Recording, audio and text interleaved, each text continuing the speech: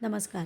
आज आपण बघूयात आंबट, गोड, तिखट अशा चवीचं लिंबाचं चटकदार लोणचं.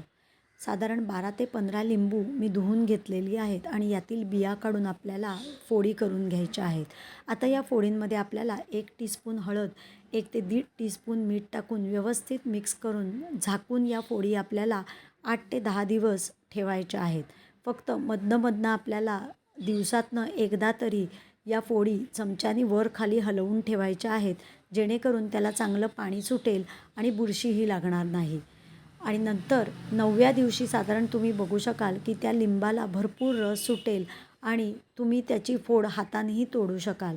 अशा वेळेला आता आपल्याला लोणचं करायचं आहे. त्यासाठी एक कढई घेऊन त्यामध्ये 1.5 ते पावणे 2 किलो साखर घेऊन साखर बुडे एवढं पाणी त्याच्यात घालायचं आहे आणि नंतर मध्यम आचेवर आपल्याला साखरेचा पक्का पाक करायचा आहे. हा पक्का पाक करताना वरती येणारी मळीही आपल्याला बाजूला काढून टाकायची आहे.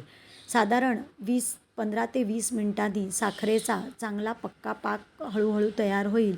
तो चेक करण्यासाठी तुम्ही ताटामध्ये 1 थेंब टाकून जर तो जागच्या जागी स्थिर राहिला तर आपला पाक तयार झाला असे आपल्याला समजेल.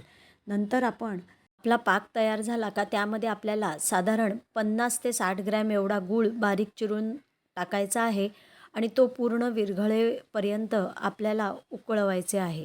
बाजूला ठेवलेल्या लिंबांच्या फोडीमध्ये साधारण 1.5 टेबलस्पून एवढा लिंबाच्या लोणच्याचा मसाला घालायचा आहे आणि तो व्यवस्थित मिक्स करून या फोडी आपल्याला या तयार झालेल्या पाकामध्ये घालून साधारण मध्यम आचेवर हे मिश्रण सतत मधनं हलवत राहून 20 ते 25 मिनटं चांगलं शिजवून घ्यायचं आहे. आता हळूहळू मिश्रण दाट व्हायला लागेल आणि त्याला सुंदर सुगंधही येईल. साधारण तुमच्या अंदाजानुसार तुम्हाला लोणचं किती पातळ किंवा किती घट्ट हवं त्यानुसार आपल्याला आता गॅस बंद करायचा आहे.